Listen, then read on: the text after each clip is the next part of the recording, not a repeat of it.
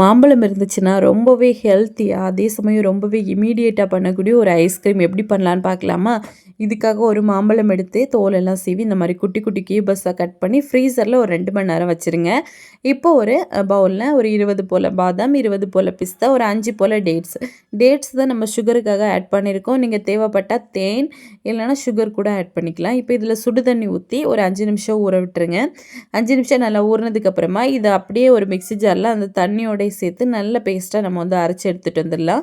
இப்போ இதில் ஒரு கப் அளவு பாலும் சேர்த்து நல்லா பேஸ்ட்டாக அரைச்சி எடுத்துகிட்டு வந்துடுங்க. இப்போ அரைச்சதுக்கப்புறமா நம்ம ஃப்ரீசர்லேருந்து மேங்கோ ஃப்ரீஸ் பண்ண வச்சுருந்தோம்ல, அதை எடுத்துக்கலாம். பாருங்கள், இந்த அளவுக்கு நல்லா ஃப்ரீஸ் ஆகி வரணும். அப்போ தான் ஒரு க்ரீமி ஸ்ட்ரக்சரில் நம்மளுக்கு ஐஸ்கிரீம் கிடைக்கும். இப்போ இதை இமீடியட்டாக நம்ம அரைச்ச பேஸ்ட்டுக்குள்ளே போட்டு நல்லா அரைச்சி எடுத்துகிட்டு வந்துடுங்க, ஃபைன் பேஸ்ட்டாக. இந்த அளவுக்கு நல்லா அரைச்சி எடுத்ததுக்கப்புறமா இதை வந்து ஒரு டின்னில் ஊற்றி நம்ம பிளாஸ்டிக் ரேப்பர் போட்டு இல்லை சில்வர் ரேப்பர் எது வேணால் போட்டுக்கோங்க, போட்டு நம்ம ஃப்ரீசரில் கிட்டத்தட்ட ஒரு 8 மணி நேரம் வைக்கணும். நான் கொஞ்சமாக கட் பண்ண மேங்கோ பீஸும் வச்சுருக்கேன், அதையும் உள்ளே போட்டு மிக்ஸ் பண்ணிங்கன்னா இடையிடையாக மேங்கோ பீஸ் இருக்கும்போது ரொம்ப டேஸ்ட்டாக இருக்கும். இப்போ இதை ஃப்ரீசரில் ஒரு 8 மணி நேரம் வச்சு எடுத்துகிட்டு வந்தோம் அப்படின்னா ரொம்பவே க்ரீமியாக டேஸ்டியான ஐஸ்கிரீம் வந்து ரெடி ஆயிடுச்சு. எந்த ஒரு கெமிக்கலும் இல்லாமல், எந்த ஒரு ப்ரிசர்வேட்டிவ்ஸ் எதுவுமே இல்லாமல் குழந்தைங்களுக்கு தாராளமாக செஞ்சு கொடுங்க. இது வந்து உடம்புக்கு ரொம்ப ஹெல்த்தி, இமீடியட்டாக அவங்களுக்கு ஒரு பவர் கிடைச்ச மாதிரி இருக்கும்.